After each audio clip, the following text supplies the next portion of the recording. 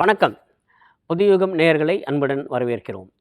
இன்றைக்கு நாம் சினிமா தொடர்பான ஒரு நல்ல ஒரு அறிவார்ந்த ஒரு நூலை பார்க்க இருக்கிறோம். இதை எழுதியிருப்பவர்கள் ஆ, பிரபலமான ஒரு செய்தியாளர், பத்திரிகையாளர் பாலமுருகன் செந்தூர் பாண்டியன் அவர்கள் எழுதியிருக்காங்க. இந்த புத்தகத்தினுடைய பெயர் சினிமா தொழில் ஏ டு இசட்.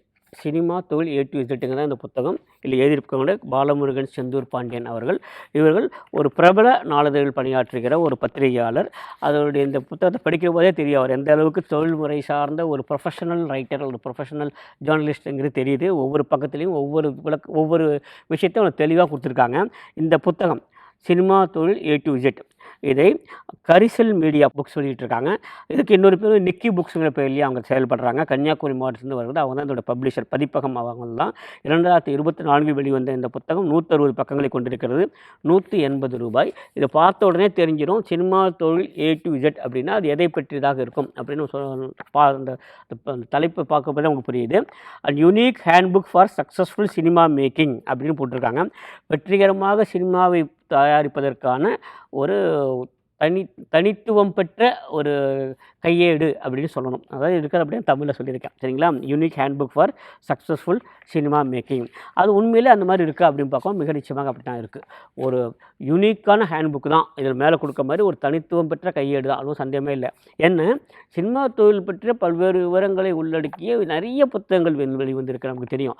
அதுலேருந்து எந்த விதத்தில் வேறுபட்டிருக்கு, எந்த விதத்தில் யூனிக்காக இருக்குது அப்படின்னு பார்த்தீங்கன்னாக்க, சினிமாவை பற்றி எந்த ஒரு புரிதலுமே இல்லாமல், அதை பற்றி எந்த ஒரு அறிவுமே இல்லாமல் ஒரு சினிமாவை பற்றி புரிந்து கொள்ள வேண்டும், ஏ டு இசட் எல்லாவற்றையும் தெரிந்து கொள்ள வேண்டும் என்று சொன்னால் இந்த ஒரு புத்தகம் படித்தால் போதுமானது. அந்த அளவுக்கு எல்லாவற்றையும் ஒரே புத்தகத்தில் கொண்டு கொடுத்துருக்காங்க.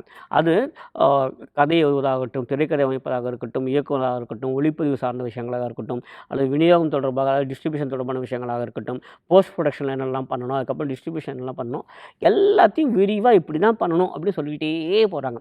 இன்ஃபேக்ட் இந்த எழுத்தாளர், பத்திரிகையாளர் இருக்காங்க இல்லையா, வணக்கத்துக்குரிய பாலமுருகன் செந்தூர் பாண்டியன், அவங்களது இன்னும் 2 புத்தகங்கள் இருக்கின்றன.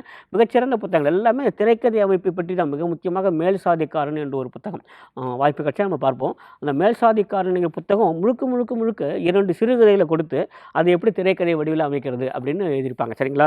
அதனால் பாலமுருகன் செந்தூர் பாண்டியன்கிறவர் ஒரு சீரியஸ் ரைட்டர் தான். அதாவது என்ன விதத்தில்னா, நான் என்ன சொல்ல வருகிறோமோ அதை மிகவும் ஆழமாக உள்ளே சென்று நுட்பமாக தருவதிலே மிகவும் கவனம் செலுத்தி வருகிறார்கள் அப்படின்னு சொல்கிறது. அதனால் அவங்களுக்கு நம்முடைய வாழ்த்துகள். இப்போ உள்ள என்னெல்லாம் இருக்குது அப்படின்னு பார்ப்போமே. மொத்தம் இதில் 30 அத்தியாயங்கள் கொடுத்துருக்காங்க. 30 அத்தியாயங்களுடைய தலைப்பை பார்த்தாலே நமக்கு புரிஞ்சிடும். அதில் உள்ள சில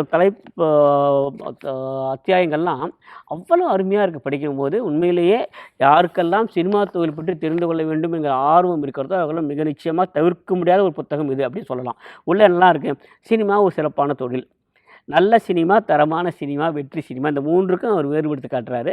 சாப்பாடு விஷயம், வீட்டு சாப்பாடுனா எப்படி இருக்கும், கல்யாண சாப்பாடுனா எப்படி இருக்கும், அந்த மாதிரி தான் இது அப்படிங்கிற மாதிரி சொல்லி எளிமையாக புரிய வைக்கிறார். இந்த 3 இருக்கக்கூடிய வேறுபாடு. அடுத்தது பார்வையாளர்கள் பலவிதம், ரொம்ப முக்கியமானது அதுதான்.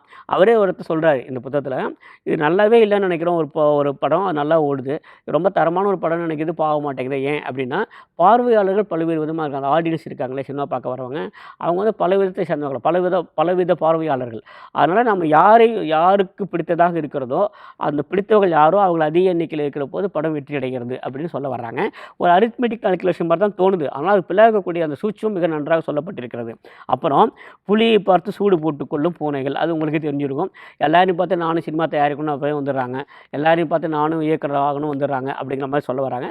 நெகட்டிவாக எதுவுமே சொல்லலை. எதிர்மறையாக இந்த புத்தகத்தில் எதுவுமே யாரை பற்றியுமே சொல்லவே இல்லை. அந்த மாதிரிலாம் வர வேண்டாம், கொஞ்சம் கற்றுக்கிட்டு உள்ளவாங்க அப்படின்னு ஒரு செய்திக்காக அதை போடுறாங்க, சரிங்களா? அப்புறம் அறிந்திடு 60 நிமிட விதி, இது ரொம்ப பிடிச்சிருந்தது எனக்கு. ஒரு திரைப்படத்துக்கு கதை எழுதுகிற போதோ, திரைக்கதை எழுதுகிற போதோ, அல்லது திரைப்படமாக உருவாக்குகிற போதோ, அந்த தயாரிப்பாளரோ இயக்குறோ யாராக இருந்தாலும் அறிந்து கொள்ள வேண்டிய 60 நிமிட விதி அப்படின்னு ஒன்று எழுதியிருக்காரு. அது என்னங்க இப்போ நான் சொன்னால் சரியாக இருக்கா? நீங்கள் புத்தகத்தை பார்த்து படிங்க, ரொம்ப அருமையாக பிடிச்சிருக்காரு. அதாவது அது எந்த இடத்துல நம்ம கவனம் செலுத்தணுங்கிறத ரொம்ப கரெக்டாக அடையாளம் கண்டிருக்கார் அவர். அதனால் அது ரொம்ப நல்ல ஒரு தலைப்பு. அப்புறம் திட்டம் தீட்டி வெற்றி கொடி கட்டு, அது தெரிஞ்சிடும். We need to have meticulous planning அதை தான் அவங்க சொல்லியிருக்காங்க.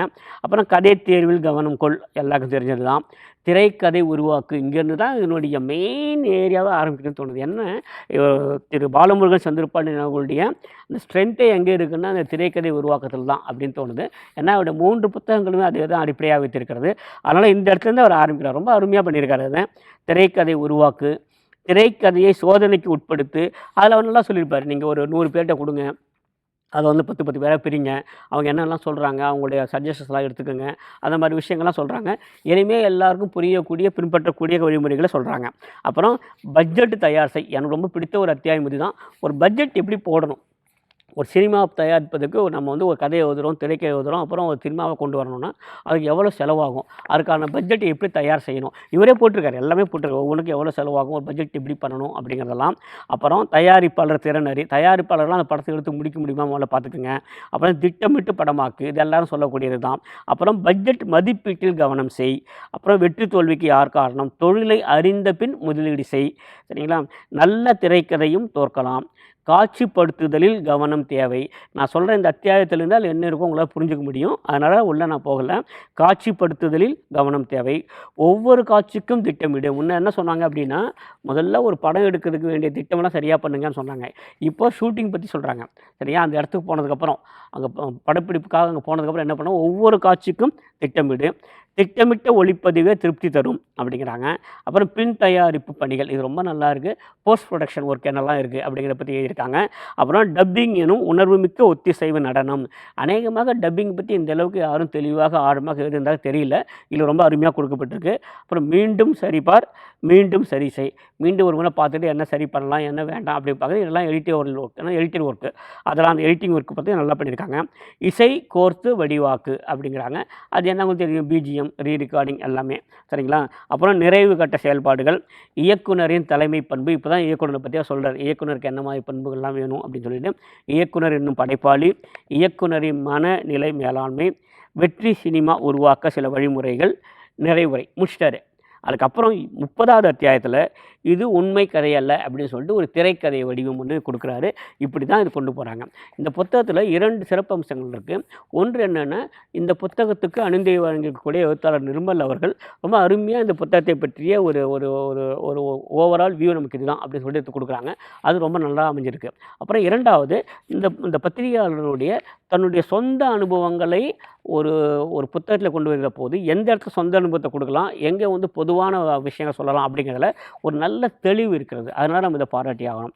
அப்புறம் 3வதாக கதை என்ன, திரைக்கதை என்ன, திரைக்கதையை எப்படி வெளியே கொண்டு வரணும், அது எவ்வளோ மாதிரியான படப்பிடிப்பு கொண்டு போகணும், அதுக்கு எத்தனை நாள் ஆகும், அது எவ்வளோ பட்ஜெட் செலவாகும், எல்லாத்த பற்றி சொல்கிறாருங்க. அதனால் நான் திரும்ப சொல்கிறேன், இந்த சினிமா தொழில் A to Zங்கிற இந்த தலைப்பு இந்த புத்தகத்துக்கு முழுவதுமாக பொருந்தி வருகிறது. இன்றைக்கு நீங்கள் பார்த்தீங்கன்னாக்கா தமிழ்நாட்டில் மிக பரவலாக சினிமாவை தாண்டியும் குறும்படங்கள் அதிகமாக வெளிவர ஆரம்பித்து விட்டன. அது இல்லாமல் சமூக ஊடகங்களில் நிறைய படங்கள்லாம் வெளிய ஆரம்பிச்சு விட்டன. அப்புறம் OTT தளங்களில் படங்கள் வெளிவர ஆரம்பித்து விட்டன. அப்போது இந்த சினிமா மேக்கிங் அப்படிங்கிறது முன்னே இருந்த மாதிரி ஏதோ ஒரு ஸ்டூடியோக்குள்ளே ஏதோ ஒரு சில குறிப்பிட்ட தயாரிப்பாளர்களுக்கு மட்டுமான தொழிலாக இல்லவே இல்லை. இப்போ சாமானியருக்கு ஒரு தொழிலாக இது மாறிவிட்டு இருக்கிற போது இதை பற்றி முழுமையாக தெரிந்து கொண்டு ஈடுபடுவது தான் அறிவுடைமை. அந்த விஷயத்தில் யாருக்கெல்லாம் இதில் ஆர்வம் இருக்கோ அவர்களெல்லாம் மிக நிச்சயமாக அவசியம் வாங்கி படிக்க வேண்டிய பயனுள்ள புத்தகம் சினிமா தொழில் A to Z, Balamurugan Senthur Pandian எழுதியது.